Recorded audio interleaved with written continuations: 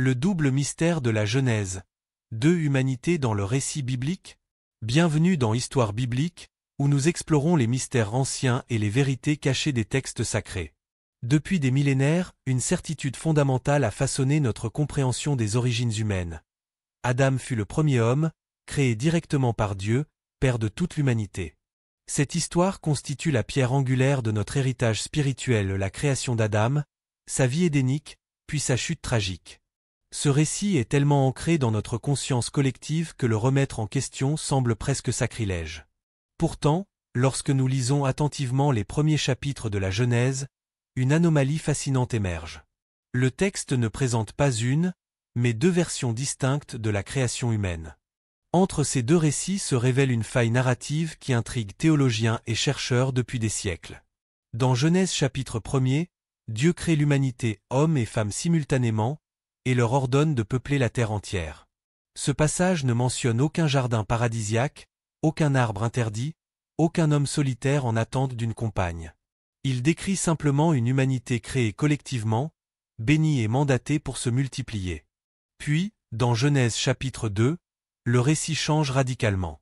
Nous découvrons un homme formé de la poussière, placé dans un jardin spécifique, soumis à un commandement unique, et plus tard rejoint par une femme créée à partir de sa propre chair.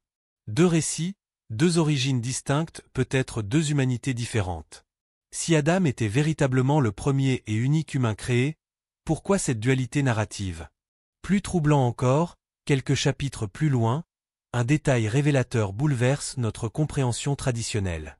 Dans Genèse chapitre 4, verset 14, après le meurtre d'Abel, Caïn s'écrie avec angoisse, « Quiconque me trouvera me tuera ». Cette simple phrase soulève une question fondamentale, qui Caïn craignait-il? Si Adam, Ève et leurs enfants étaient censés être les seuls humains sur terre, de qui Caïn pouvait-il avoir peur? Ce n'est pas une crainte irrationnelle ou hypothétique. C'est Caïn lui-même, le fils direct d'Adam, qui redoute une multitude d'inconnus. Sa terreur révèle peut-être une vérité cachée, l'existence d'humains antérieurs à la lignée adamique, une réalité que les textes bibliques laissent entrevoir sans jamais l'expliciter pleinement. Pour découvrir qui étaient ces mystérieux autres, nous devons explorer plus profondément les premiers chapitres de la Genèse et dévoiler l'histoire oubliée de la première création divine. La Genèse ne commence pas par un récit linéaire et fluide comme nous pourrions nous y attendre. En l'examinant attentivement, nous remarquons quelque chose de troublant. Elle débute par deux perspectives distinctes sur la création, deux commencements, deux visions de l'humanité qui semblent difficiles à réconcilier. Le premier chapitre dépeint une création cosmique majestueuse. Jour après jour, l'ordre émerge du chaos. Les cieux s'étendent, la terre s'emplit de vie, et finalement, au sixième jour, l'humanité apparaît. Hommes et femmes il les créa, proclame Genèse chapitre 1er, verset 27. Ce n'est pas un individu isolé, mais une humanité collective, bénie dès l'origine pour se répandre sur toute la surface terrestre. L'injonction divine est limpide. Soyez féconds, multipliez-vous, remplissez la terre et assujettissez-la. Genèse chapitre 1er, verset 28. Cette première humanité n'est pas confinée dans un jardin.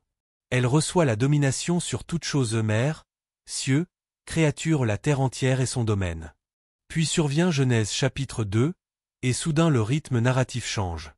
Le récit se resserre. Nous ne contemplons plus l'humanité dans son ensemble, mais un seul homme, façonné de la poussière du sol. Il n'est pas simplement appelé à l'existence par une parole, mais modelé par des mains divines. Il n'est pas libéré dans l'immensité du monde, mais placé dans un jardin spécifique, l'Éden, un paradis circonscrit à l'est, avec ses frontières, ses fleuves et ses mystères. Cet homme, Adam, reçoit un traitement différent. Un commandement lui est imposé, « Tu ne mangeras pas de l'arbre de la connaissance du bien et du mal ». Genèse chapitre 2, verset 17. Il est d'abord seul. Les animaux lui sont présentés, mais aucun ne lui convient comme partenaire. C'est seulement alors que Dieu façonne une femme à partir de sa côte, une création par division, non par formation simultanée. Remarquez le contraste saisissant. Dans Genèse chapitre 1er, hommes et femmes sont créés ensemble, égaux dès l'origine. Dans Genèse chapitre 2, la femme est formée à partir de l'homme, après une réflexion divine délibérée. Pourquoi une différence aussi profonde? Si ces deux récits n'étaient que deux manières de raconter la même histoire, pourquoi les détails ne Sont-ils pas seulement différents, mais directement inversés?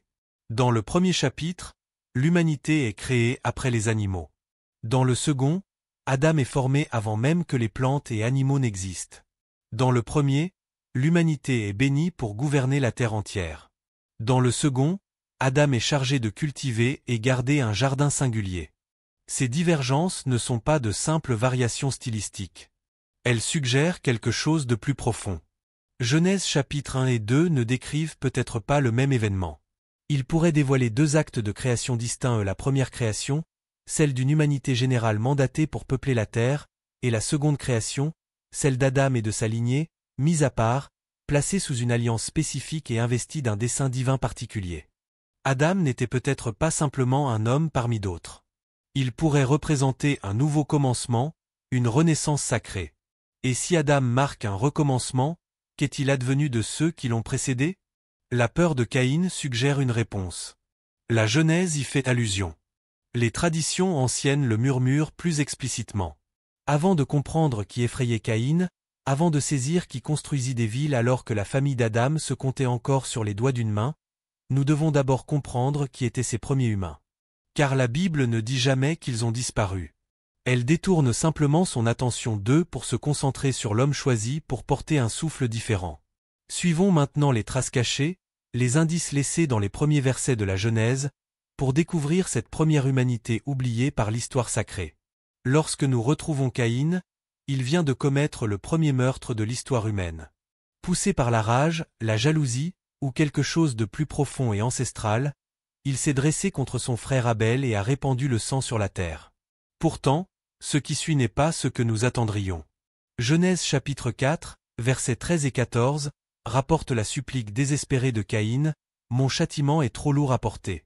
Voici que tu me chasses aujourd'hui de cette terre, je serai caché loin de ta face, je serai errant et vagabond sur la terre, et quiconque me trouvera me tuera. » Quiconque me trouvera, ces trois mots brisent l'illusion. Caïn ne craignait pas Adam et Ève. Il ne redoutait pas des frères et sœurs dont l'existence n'est même pas mentionnée. Il craignait d'autres personnes. Mais d'où venaient ces autres? Si la famille d'Adam était supposée être la seule lignée humaine sur terre, la peur de Caïn semble inexplicable. Pourtant, le texte ne rejette pas cette crainte comme irrationnelle. Dieu la prend au sérieux. Il place une marque sur Caïn pour le protéger des représailles, non pas de menaces imaginaires, mais d'êtres bien réels habitant déjà le monde. Peu après, Caïn trouve une épouse. Non pas issue d'Éden, non pas de la maison immédiate d'Adam, mais d'un peuple que la Bible ne nomme pas. Puis, fait remarquable, il bâtit une ville qu'il nomme d'après son fils Enoch, comme le rapporte Genèse chapitre 4, verset 17. Une ville eut un lieu destiné à abriter une multitude, non quelques individus. Les cités ne sont pas construites pour des familles isolées, mais pour des communautés peuplées et prospères. C'est à ce moment que le récit de la Genèse révèle discrètement quelque chose d'extraordinaire. Caïn ne parcourait pas un désert stérile. Il pénétrait dans un monde déjà habité. Et la Bible, loin de nier cette réalité, déplace simplement son attention ailleurs. Les autres que Caïn craignait, qu'il épousa et parmi lesquels il vécut, n'étaient pas les descendants d'Adam. Ils représentaient quelque chose de plus ancien, cette humanité créée dans Genèse chapitre 1er, mandatée pour se répandre sur la terre, puis largement oubliée par le récit sacré qui suivrait l'alliance unique d'Adam. Les traditions juives anciennes chuchotent l'existence de ces peuples pré-adamiques. Le Midrash évoque de multiples mondes créés et détruits avant Adam. Le livre des Jubilés fait allusion à des êtres obscurs dépourvus du souffle divin accordé plus tard à Adam. Les premiers penseurs chrétiens ont également lutté avec les étranges lacunes de la Genèse, proposant l'existence de pré-adamites, êtres de forme humaine mais n'ayant pas encore reçu le plein souffle de l'alliance divine. L'histoire de Caïn, vue sous cet angle, prend soudain un sens troublant. Il ne craignait pas le vide. Il redoutait les autres. Il savait que la terre était déjà peuplée d'êtres humains, mais d'humains non touchés par la nouvelle alliance. Ils étaient humains, certes, mais différents et n'étant pas déchus comme la lignée d'Adam puisqu'ils n'avaient jamais reçu cette grâce initiale. Vivant sans le fardeau du jardin, sans la connaissance du bien et du mal, sans la loi inscrite dans leur chair même. Caïn, marqué par le sang, condamné à l'errance, trouva refuge parmi eux, épousa l'une des leurs, construisit une ville sur leur terre. Et par lui, Deux lignées s'entremêleraient à jamais. La lignée sacrée d'Adam et la lignée oubliée de ceux qui vinrent en premier. Mais le choix de Caïn eut des conséquences. Des conséquences qui résonneraient à travers les âges, menant à des guerres, à l'apparition de géants, et à une corruption ancestrale qui faillit détruire le monde lui-même. Tout commença ici, avec un fugitif et une race oubliée. La peur de Caïn n'était que le début du mystère. Lorsqu'il quitta les frontières de l'Éden pour entrer dans le monde plus vaste, il ne découvrit pas une terre désolée. Il trouva d'autres êtres, un peuple vivant, respirant, construisant et survivant, mais étrangement absent du récit sacré. Qui était-il? Pour répondre à cette question, nous devons revenir au tout premier récit de la création. Genèse chapitre 1er parle d'une humanité créée à l'image de Dieu, hommes et femmes il les créa. Dieu les bénit et leur dit, « Soyez féconds, multipliez-vous, remplissez la terre et assujettissez-la. » Genèse chapitre 1er, versets 27 et 28. Aucune mention d'un jardin, aucun commandement concernant un arbre défendu, aucun homme isolé formé de poussière. À la place, l'humanité fut créée collectivement, investie d'autorité sur la terre, et libérée dans l'immensité d'un monde nouveau-né. Cette première humanité ne reçut pas d'alliance spéciale. Elle ne fut pas liée à l'espace sacré de l'Éden. Elle fut créée pour vivre, se multiplier et maîtriser la terre. Et c'est peut-être exactement ce qu'elle fit. Tandis que l'histoire d'Adam se déploie séparément dans Genèse chapitre 2, nous réalisons que sa création n'était pas simplement une continuation du chapitre 1er, mais une réinitialisation, un nouveau départ pour quelque chose de spécifique, d'alliance, de divin. Adam ne fut pas créé pour être simplement humain. Il fut créé pour être le commencement d'une lignée sacrée, un peuple qui porterait le souffle de Dieu d'une manière que la première création n'avait jamais connue. Le silence de la Bible concernant le sort des humains antérieurs est assourdissant. Elle ne dit jamais qu'ils ont péri. Elle ne dit jamais qu'ils ont disparu. Il s'estompe simplement du texte, remplacé dans le récit par Adam et ses descendants. Mais des fragments subsistent. Quand Caïn pénètre dans leur monde, il se marie parmi eux. Il construit une ville parmi eux. Il les craint. Cette race silencieuse, ce peuple de Genèse chapitre 1er, a peut-être continué pendant des générations, bâtissant ses propres cultures, langues et histoires, séparées du récit que nous appelons sacré. Des traditions anciennes, hors du canon biblique, suggèrent leur existence. Le livre des Jubilés parle d'êtres obscurs qui manquaient du plein souffle de la vie divine. Le Midrash fait allusion à des mondes antérieurs peuplés, jugés et remplacés. Et à travers le monde ancien, des mythes de premiers humains ayant échoué ou chuté sumériens, égyptiens, hindous font écho aux mêmes souvenirs obsédants. L'humanité existait avant l'humanité que nous connaissons. Cette première race était peut-être physiquement complète mais spirituellement incomplète, humaine dans sa forme, mais dépourvue de l'étincelle d'alliance profonde qui définirait plus tard la lignée d'Adam. Et si ces êtres marchaient encore sur la terre au temps de Caïn, si leur sang se mêla aux premières générations, alors le monde dont héritèrent les enfants d'Adam était déjà ancien, complexe et fracturé. La Bible, en se concentrant sur Adam, racontait l'histoire d'une lignée choisie, pas nécessairement l'histoire de chaque humain ayant jamais vécu. Et cette réalisation change tout. Elle suggère que lorsque nous parlons d'humanité dans la Genèse, nous devons parler avec précaution. Tous n'ont pas été créés égaux. Tous n'ont pas été appelés au même destin. Certains furent laissés hors du jardin, hors de l'alliance, oubliés non parce qu'ils étaient sans importance, mais parce que le récit sacré avait un autre objectif. Maintenant, avec cette compréhension plus profonde des deux créations, nous sommes prêts à affronter la question suivante, peut-être la plus choquante. La création unique d'Adam visait-elle seulement à engendrer un nouveau commencement? Ou s'agissait-il de réparer quelque chose qui avait déjà été brisé? La réponse se cache dans les traditions les plus anciennes et les plus mystérieuses, dans les récits d'alliance, de mondes perdus et d'âmes oubliées. Si le monde abritait déjà la vie avant Adam, pourquoi une nouvelle création était-elle nécessaire? La réponse ne réside pas dans la biologie, mais dans l'alliance. La formation d'Adam n'avait jamais pour but de simplement reproduire l'humanité de Genèse chapitre 1er. Elle visait à accomplir quelque chose de radicalement différent, au forger un nouveau lien entre le divin et le terrestre, insufflé dans la poussière non seulement la vie, mais un dessein. Genèse chapitre 2, verset 7, décrit cet acte avec une précision saisissante. Alors l'Éternel Dieu forma l'homme de la poussière du sol, et il souffla dans ses narines un souffle de vie, et l'homme devint un être vivant. Non pas simplement vivant, mais vivant avec un souffle divin, vivant avec une conscience destinée à refléter le ciel lui-même. Ce n'était pas une vie ordinaire. C'était une vie d'alliance.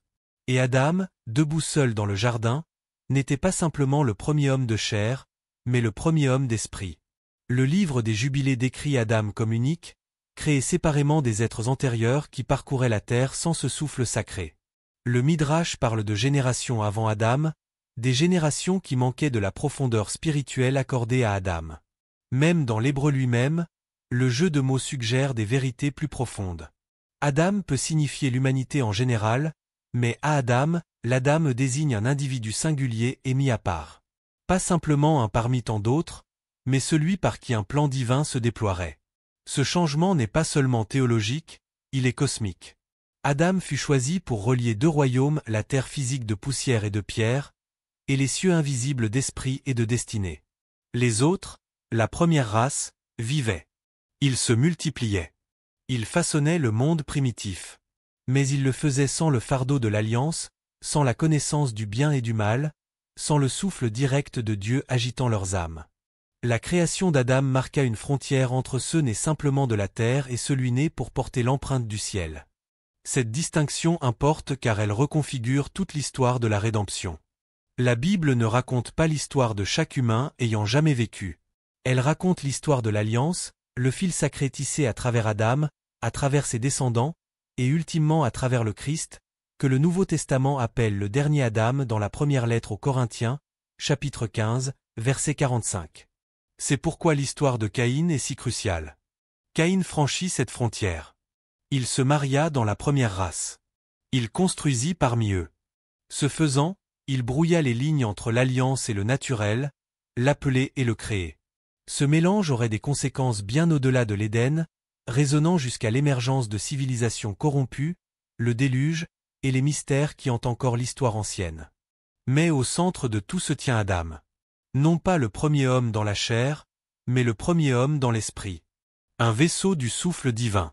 Un être uniquement façonné pour porter le poids d'un monde brisé. Et si Adam fut choisi pour réparer ce qui avait été brisé, qu'est-ce qui exactement s'était brisé initialement? C'est le mystère vers lequel nous nous tournons maintenant. Car l'histoire d'Adam ne concerne pas seulement les commencements. Elle concerne les réparations, la lumière perdue et une alliance ancienne presque oubliée. Si la création d'Adam représentait un nouveau départ, qu'est-ce qui avait si mal tourné avant lui? La première humanité de Genèse chapitre 1er reçut la vie, mais pas le plein souffle de l'alliance divine. Ces êtres vivaient, mais n'étaient pas liés aux cieux. Ils parcouraient la terre, mais ne portaient aucun fardeau sacré. Sans alliance, il n'y a pas de dessein. Sans souffle divin, il n'y a pas de véritable connexion. Sans loi, il n'y a pas de chute, mais aussi pas de rédemption. Le monde dans lequel Adam vint au jour n'était pas vide. Il était ancien, fragmenté, errant, sans guide. C'était un monde qui s'était éloigné de son Créateur, non par rébellion, mais par distance. La création d'Adam marquait le début d'une réparation, une intervention divine pour reconnecter la terre et le ciel, la poussière et l'esprit, l'humanité et Dieu. Mais la réparation n'est jamais facile. Elle exige la connaissance. Elle exige le choix. Et elle exige le sacrifice. Adam reçut les trois, et à travers lui, le monde serait changé à jamais. Pourtant, même son histoire n'est que le commencement. La véritable guerre entre le passé ancien et l'avenir de l'Alliance était sur le point de se déployer. Et ces âmes oubliées, ces humains silencieux laissés hors du jardin, n'ont jamais vraiment disparu. Leur héritage demeure parmi nous. L'histoire humaine révèle des traces persistantes de cette dualité originelle. Les récits de peuples anciens évoquant des races antédiluviennes, les mythologies parlant d'âges précédents de l'humanité, et même les découvertes archéologiques suggérant des civilisations anciennes dont l'origine reste mystérieuse tous pourraient être des échos lointains de cette première création. Lorsque nous examinons le récit du déluge, dans Genèse chapitres 6 à 9, une étrange référence apparaît. Les fils de Dieu virent que les filles des hommes étaient belles, et ils prirent pour femmes celles qu'ils croiseront. Genèse chapitre 6, verset 2. Cette phrase énigmatique pourrait être comprise comme l'union entre les descendants d'Adam, fils de Dieu, et les femmes de la première création, filles des hommes. De cette union naquirent les Néphilim, êtres extraordinaires dont la nature exacte reste un mystère biblique. Ce mélange de lignées pourrait expliquer pourquoi le déluge devint nécessaire.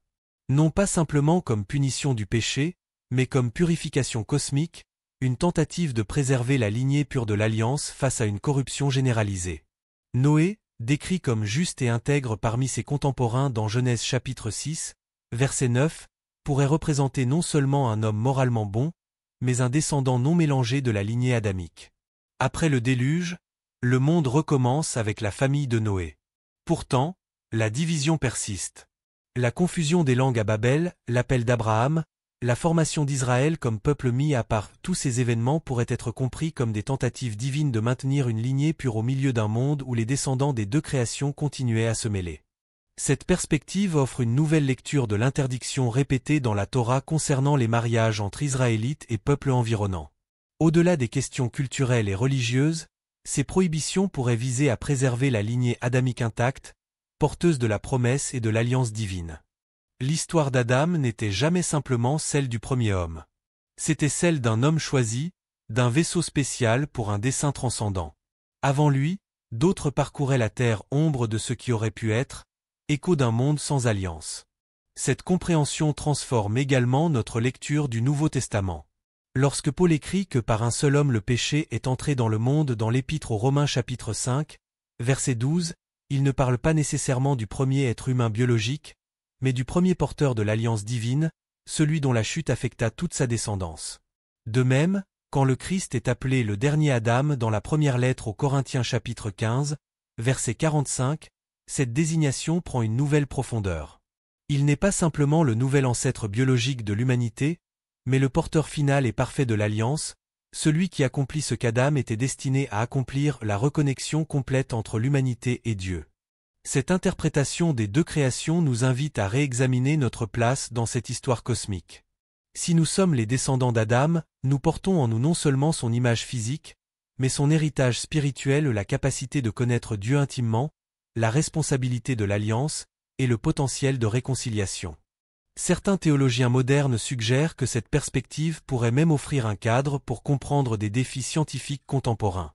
La datation scientifique suggérant l'ancienneté de l'espèce humaine pourrait être réconciliée avec le récit biblique si Adam n'était pas le premier être biologiquement humain, mais le premier à recevoir l'image spirituelle divine d'une manière unique et transformative. Dans cette optique, l'évolution biologique et la création spirituelle spéciale ne seraient pas nécessairement contradictoires. La première pourrait concerner la formation des corps humains sur une longue période, tandis que la seconde marquerait l'infusion divine d'une âme consciente et relationnelle dans la lignée adamique spécifique. Cependant, cette interprétation n'est pas sans controverse ni défi théologique. Elle soulève des questions fondamentales sur la nature du péché originel, l'universalité de la rédemption et la solidarité de l'humanité. Si tous les humains actuels ne descendent pas exclusivement d'Adam, comment comprendre l'héritage universel du péché et la portée du sacrifice rédempteur du Christ? Ces questions ont suscité de riches débats théologiques à travers l'histoire. Certains pères de l'Église, comme Origène, ont exploré l'idée de création précédente. Des penseurs médiévaux comme Maïmonide ont réfléchi à la nature spéciale d'Adam par rapport à d'autres êtres potentiellement humanoïdes.